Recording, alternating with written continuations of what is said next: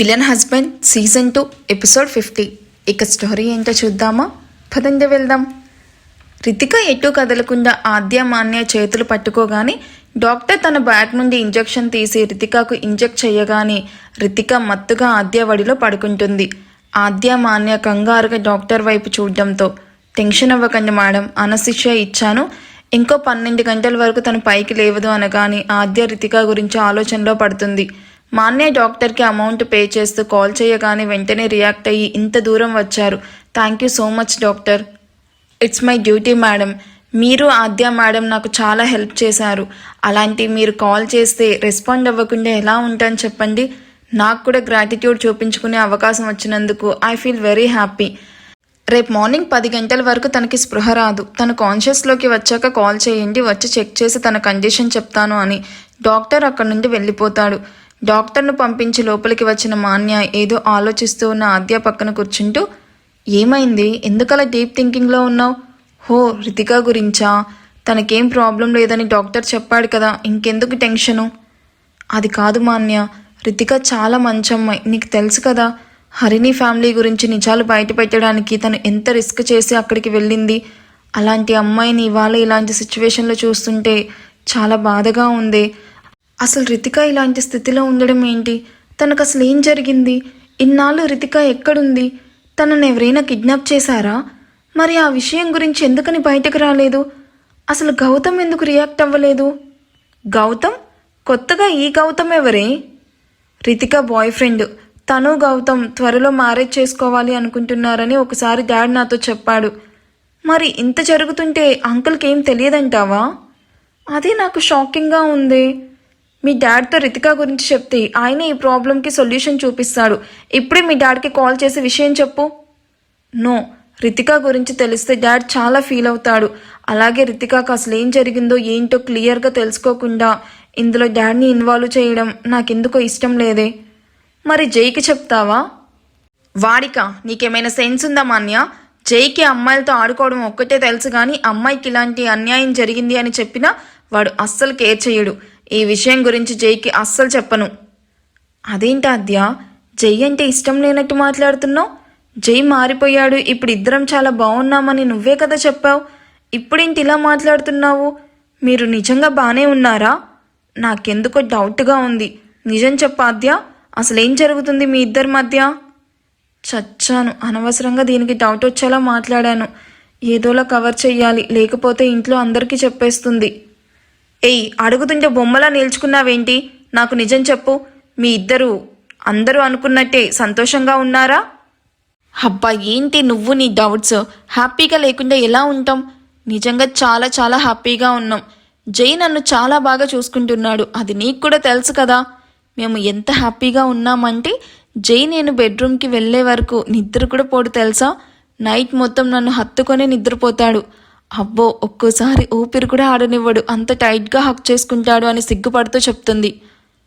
మరి నిజంగా అంత హ్యాపీగా ఉన్నప్పుడు ఇందాక జై గురించి ఎందుకలా నెగిటివ్గా మాట్లాడావు? అమ్మని లాజిక్ పట్టేసింది. ఇప్పుడు ఎలా ఎస్కేప్ అవ్వాలి? ప్రతిసారి సీరియల్ చూస్తున్నప్పుడు వచ్చిన యాడ్లాగా అలా మ్యూట్ అయిపోతావేంటి? మాట్లాడాద్యా. ఏంటి నువ్వేమైనా లాయర్ అనుకుంటున్నావా? లాజిక్స్ తీస్తున్నావు. అవును, మాట్లాడాను. అయినా హస్బెండ్ అండ్ వైఫ్ అన్నాక గొడవలు కామన్, దాన్ని కూడా భూతద్దంలో పెట్టి చూస్తావా ఏంటి నువ్వు నీ డౌట్స్. నువ్వు అనుకున్నట్టు మేము ఇష్టం లేని లైఫ్ ఏం లీడ్ చేయట్లేదు. We are very happy. జైతో గొడవ అవ్వడం వల్ల అన్న అంతే, అంతకుమించి ఇంకేం లేదు. నిజంగా అంతేనా? నమ్మవే బాబు. అయినా ఇష్టం లేకుండా జైతో అలా నవ్వుతూ ఉంటానా చెప్పు? అది కూడా నిజమేలే. నువ్వు వేసుకునే డ్రెస్ విషయంలోనే కాంప్రమైజ్ అవ్వవు, ఇక హస్బెండ్ విషయంలో ఎందుకు అవుతావు? మాన్య నమ్మినందుకు రిలాక్స్ అవుతూ, డ్రెస్ విషయంలో కాంప్రమైజ్ అవ్వకపోయినా నా పేరెంట్స్ కోసం జై విషయంలో అవ్వాల్సి వచ్చింది అనుకుంటూ, మాన్య నేను చెప్పే వరకు రితిక ఇక్కడ నా గెస్ట్ హౌస్లో ఉందని బయట వాళ్ళకే కాదు మన ఫ్యామిలీలో కూడా ఎవ్వరికీ తెలియడానికి వీల్లేదు, అర్థమవుతుందా? ఈ ప్రాబ్లంకి సొల్యూషన్ నేనే డిసైడ్ చేస్తాను.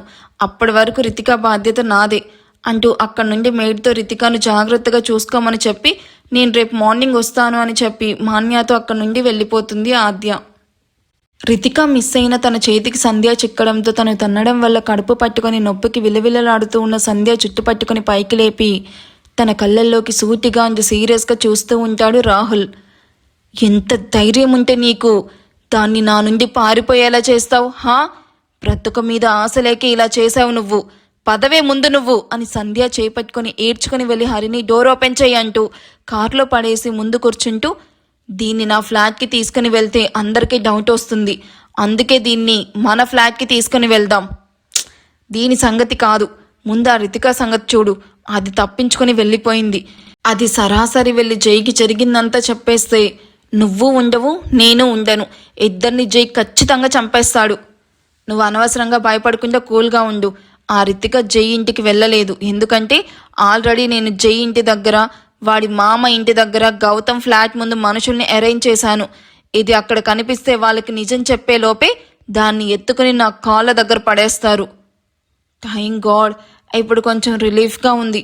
అది సరే, దీన్నేం చేద్దాం? ఒక ఆడపిల్ల నా చేతికి చిక్కితే నేనేం చేస్తానో నీకు బాగా తెలుసు కదా స్వీటీ. రాహుల్ వంకరగా నవ్వుతూ చెప్పగానే హరిణి కూడా నవ్వుతూ, అయితే నాతో నీకు వారం రోజుల పాటు పని లేదన్నమాట.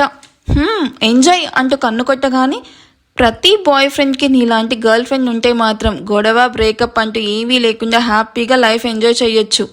ఇదిగో నువ్వు ఇంత సపోర్టివ్ కాబట్టి నిన్ను వదలలేకపోతున్నాను, కమ్ స్వీటీ అని తను కూర్చున్న సీట్ని పుష్ చేసి హరిణిని తన మీద కూర్చోపెట్టుకొని తన షర్ట్ బటన్స్ ఓపెన్ చేస్తూ ఉన్న రాహుల్ని చూసి సంధ్య అసహ్యంగా మొహాన్ని పక్కకు తిప్పుకొని వాళ్ళు చేస్తున్న సౌండ్స్కి చెవులు మూసుకుంటుంది.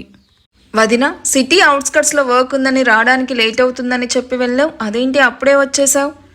వర్క్ ఇవాళ అవ్వలేదు మాయా, రేపు మళ్ళీ వెళ్ళాలి. అది సరే, మెయిడ్తో కొంచెం టీ నా రూమ్కి తీసుకొని రమ్మని చెప్పవా? బాగా టయర్డ్గా ఉంది, వెళ్ళి రెస్ట్ తీసుకుంటాను. షూర్ వదినా, నువ్వు వెళ్ళి రెస్ట్ తీసుకో, నేను మెయిడ్తో నీకు టీ పంపిస్తాను.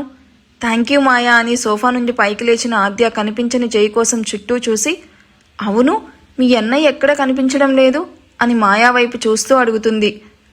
అర్జెంట్ వర్క్ ఉందని అమరన్నయ్యతో బయటకు వెళ్ళాడు. ఏ వదినా, మా అన్నయ్యను అప్పుడే మిస్ అవుతున్నావా అని అల్లరిగా కన్ను కొడుతూ అడుగుతుంది. ఆద్య ఇబ్బందిగా నవ్వుతూ, అవును బాగా మిస్ అవుతున్నా అని చెప్పి కామ్గా స్టెప్స్ ఎక్కుతూ తన రూమ్కి వెళ్ళబోతున్న ఆద్యకి స్టెప్స్ దిగుతూ ఎదురుగా వచ్చి నిల్చుకుంటుంది రేణుక. ఆఫ్టర్నూన్ నాతోనే వంట చేయిస్తావా?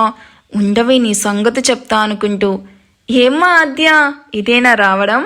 అవును, ఏంటి పైకి వెళ్తున్నావు? కింద అంత వర్క్ పెట్టుకొని ఇప్పుడు పైకి ఎందుకమ్మా? పద కిందకి వెళ్దాం. ఏదో స్కెచ్ వేసినట్టుంది అని రేణుక వైపు చూస్తూ, బాగా తలనొప్పిగా ఉందత్తమ్మా, కాసేపు పడుకొని డిన్నర్ టైంకి లేస్తాను, ప్లీజ్ నన్ను వెళ్ళనివ్వండి. డిన్నర్ టైంకి లేస్తే ఎప్పుడు కుక్ చేస్తావా ఆద్య? అసలే ఇవాళ అత్తారింట్లో నీ ఫస్ట్ డే కదా, సో మా అందరికీ గుర్తుండేలాగా నీ చేత డిన్నర్ ప్రిపేర్ చేస్తే వి ఫీల్ వెరీ హ్యాపీ కదా. మమ్మీ వదినకి హెడ్డెక్గా ఉందంట, అయినా ఇంట్లో కుక్స్ ఉన్నారు కదా, తనను వెళ్ళనివ్వు, లెట్ హర్ గో. ఇంకెప్పుడైనా కుక్ చేస్తుందిలే, నువ్వు వెళ్ళి రెస్ట్ తీసుకో వదినా. షటప్ మాయా, నేను మీ వదినతో మాట్లాడుతున్నప్పుడు ఎందుకు మిడిల్లోకి వస్తున్నావు? ఇది నాకు నా కోడలికి సంబంధించిన విషయం, నువ్వు అడ్డు రాకుండా కామ్గా కూర్చో. మీ వదినకి లేని నొప్పి నీకెందుకు? ఏమ్మా ఆద్య, అంతే కదా, నా కోసం కుకింగ్ చేస్తావు కదా. అయ్యో ఎంత మాట, మీరు శివగామి అయితే నేను దేవసేన కదత్తమ్మా. మీ మాటని క్రాస్ చేయొద్దని మా అమ్మ చెప్పింది. అలాంటప్పుడు మీరు అడిగితే మీకోసం స్పెషల్గా గన్నేరు పప్పుచారు కూడా కొత్తగా ట్రై చేస్తాను. కొత్త ప్రయోగాలు మనకెందుకు కానీ వచ్చిన వంటలు మాత్రం కొంచెం టేస్టీగా చెయ్యి అని మాయాను అక్కడి నుంచి ఎక్కడ ఆద్యకి హెల్ప్ చేస్తుందో అని, నీతో పనుంది నాతో రా అని మాయాను అక్కడి నుండి తన రూమ్ వైపు లాక్కొని వెళ్తుంది. నన్నే కుక్ చేయమంటావా? జీవితంలో నన్ను కుక్ చేయి అనకుండా నీ సౌండ్ బాక్స్ ఎలా క్లోజ్ చేస్తానో నువ్వే చూడత్తా అని కన్నింగా నవ్వుకుంటూ కిచెన్ వైపు వెళ్తుంది ఆద్య. 2 గంటల పాటు కుక్స్ మెయిడ్స్ అందరినీ కిచెన్ నుండి బయటకి వేకేట్ చేయించి ఆద్య స్పెషల్గా రేణుక కోసమే అద్భుతమైన వంటలు ప్రిపేర్ చేస్తుంది. మొత్తానికి అన్ని వెరైటీస్ చేశాక వాటిని నీట్గా సర్వింగ్ బౌల్స్లోకి షిఫ్ట్ చేసి ఒకసారి వాటిని తృప్తిగా చూసుకుంటూ ఉంటుంది.